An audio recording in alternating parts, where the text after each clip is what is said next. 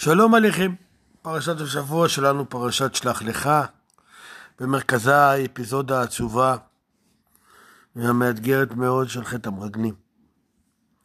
כמו תמיד שהתורה מתארת לנו חטאים, התורה לא חוסכת, ונראה שהאתגר הגדול שלנו בעיסוק בחטאים שהתורה חושפת לנו, הוא חלילה לא להתנסה, חלילה לא לשמוח לעד, חלילה גם לא לומר לי זה לא יקרה, אלא לשאול את השאלה איזה כשל מהותי נחשף פה.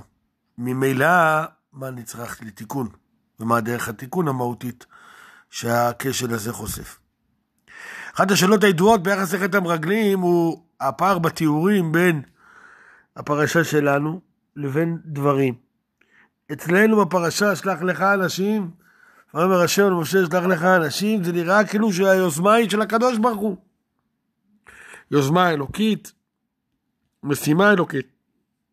לעומת זאת בחוכמה של דברים, שם ניכר ונראה שמי שביקשו לשלוח זה עם ישראל.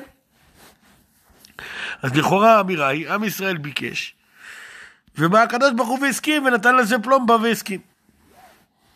שפת אמת בשנת תרל"ז טוען שפה גם היה הפער. מקור החטא היה מזה שבאמת השליחות לא הייתה מבוררת. אנחנו יודעים ששליח הוא בעצם אמור לעשות את רצון האל, את רצון המשלח, בצורה עמוקה. עולם הכוונה הוא עולם מורכב מאוד. היכולת לכוונן את עצמך, לדייק את עצמך אל מול המטרות שלך, אל מול המטרה הראשונית ואל מול המטרה הסופית, ולהצליח לחבר בין הדברים. ופה היה הכשל. נקודת הפתיחה לא הייתה ברורה. אם מטרת הקדוש ברוך הוא הייתה לרומם, הייתה להרים, הייתה להגדיל את שם ארץ ישראל ולהעלות את עם ישראל במדרגה אל הכניסה לארץ, הרי שכנראה ולצערנו ושוב פעם לא בלי לשפוט, כנראה שעם ישראל הגיע ממקום טיפה אחר, ממקום של פחד, ממקום של חשש, ממקום אולי גם של אינטרסים, מה יצא לי מלהיכנס לארץ. וחוסר הסנכרון הזה היה הטעות. פה הכשל. וגם התיקון צריך להתחיל מכאן. לעולם כשאנחנו חיים את חיינו, צריך להיות בתוך שליחות מבוררת ומדויקת. להצליח לקלף את הכל ולדייק.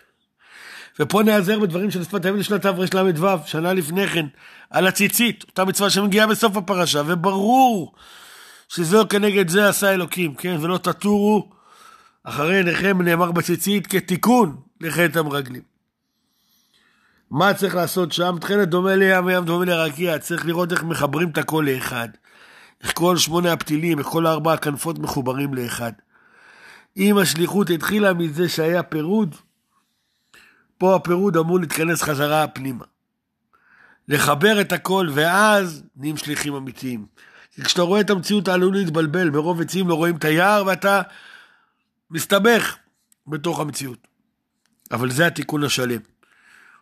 שגם אם התחלת והתברברת, אתה יודע לחבר את הכל אל המטרה הסופית, שנזכה כולנו בתוך השבוע הזה המשוגע, שלא ברור לנו כל הפרטים של המציאות, וכל הנבחים, וכל השלבים, וחמשת המלחמות שניהלנו, לא יודע כמה מלחמות שניהלנו בשנה וחצי, ו8 חודשים האחרונים, כאומה, איך הדברים מתכנסים מעט, וזה בדיוק אותה נקודה הזאת, היא הפשר הגדול שמתחבר אל איזושהי נקודה אחת.